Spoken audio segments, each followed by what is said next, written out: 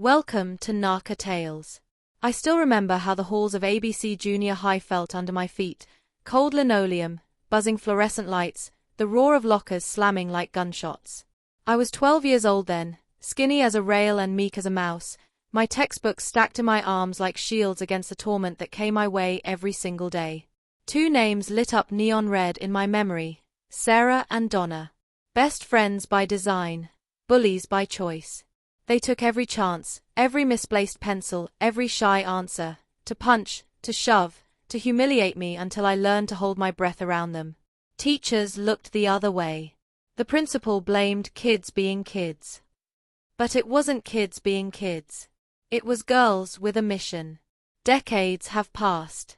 Those wounds I nursed in silence scarred me in ways I'm only beginning to understand. I swore I'd never see Sarah again.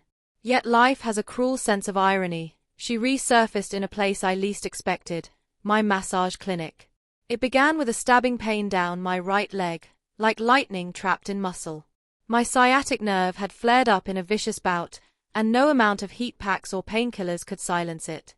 My regular massage therapist was on vacation, so I took a chance on a new name on the schedule, Sarah. A young professional, she claimed expertise in deep tissue work.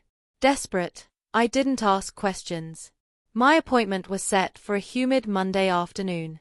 The spa's waiting room smelled of lavender and eucalyptus.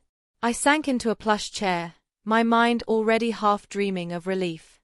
When Sarah emerged, dark hair pulled into a tight bun, gentle eyes behind round glasses, something in my chest tightened. There was a familiarity in the set of her shoulders, the precise way she wrapped the table sheet around my waist. I brushed it off as exhaustion. She guided me into the treatment room, a sanctuary of soft light and the sound of distant wind chimes. "Let me know if the pressure's too much," she said, her voice smooth as honey. On the table, I sank into the warmth of the heated pad. Sarah's hands found the cords along my spine, kneading knots I didn't know could exist. She asked the usual questions. "Do you live nearby? Where did you go to school?" And I answered with polite vagueness. Every time she touched my shoulders, a flash of memory shot through me, the way she'd shoved me against a locker. But this Sarah wore no uniform, carried no cruelty. I willed myself to stay present. When the hour ended, I swung my feet to the floor, my ankle cracking like a whisper. Fully clothed, I followed Sarah to the front desk. She rang up the session.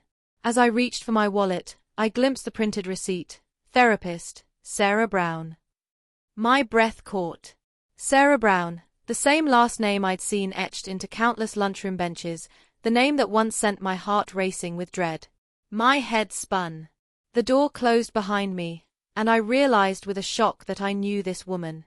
She had terrorized me in those hallway ambushes. She'd weaponized her friendship with Donna to make my life a living hell. The memory of her sneer flooded back. "What's wrong, D. Jones? Dropped your books again, loser." My throat went dry. I gripped the edge of the desk until my knuckles blanched white. Sarah had returned my water and whispered, "Remember to soak tonight. Epsom salts, good for inflammation." My chest thundered. How could she play healer now, when once she'd been tormentor? I forced myself to look her in the eye. "Sarah," I said, voice low but cold, "I saw your last name on the receipt." She blinked, confusion rippling over her features. "And I realized where I know you from." She swallowed, lips parting as though to apologize, but I cut her off. "Back in junior high, you and Donna used to shove me in the halls. Knock my books to the ground. Punch me for no reason. I was D. Jones then." My voice cracked, raw with long-buried hurt. "Did it ever cross your mind that one day you'd be massaging my ass?" She opened her mouth, but no words came. My pulse pounded in my ears. Leaning close, I whispered the final barb, "Give my love to Donna." Then I turned on my heel, the salon door clicking shut behind me like a verdict. Outside, the hot sun cut through the glass, but I didn't feel its warmth. My legs trembled in relief and rage. I walked away without looking back, every step a small liberation. Sarah Brown stood in the window with her head bowed, tears glistening on her cheeks. She'd lost her power over me in that moment, more thoroughly than any force of physics. I drove home through the familiar streets, the scent of summer grass scraping the air. I realized how heavy a burden I'd carried, the fear that maybe, just maybe, I was doomed to be a victim forever. Sarah's face, once the symbol of my humiliation, now marked the end of that fear. I'd reclaimed my story, transforming a wound into a weapon, petty, yes, but perfect in its justice. Later that night, I sat in a warm bath with Epsom salts, letting the water wash away more than muscle pain. I pictured Sarah's shock, the way her neat haircut framed her silent apology. I pictured a younger me, clutching crushed textbooks in her arms, ugly tears streaking down her cheeks. That girl deserved retribution. That woman deserved this moment of triumph. And then, a final twist I never saw coming. My phone buzzed. It was a text from our clinic's manager. "Diane, Sarah just called in sick. She's very sorry about yesterday. Left this note for you to read. Diane, I was wrong. I hope you can someday forgive me. I never imagined facing you like this. For what it's worth, I'm sorry." I stared at the words. In the silence, I realized that I wasn't pitiless. I felt a strange flicker of pity for her, a recognition that bullies often bear their own scars. Rage had its place, so did mercy.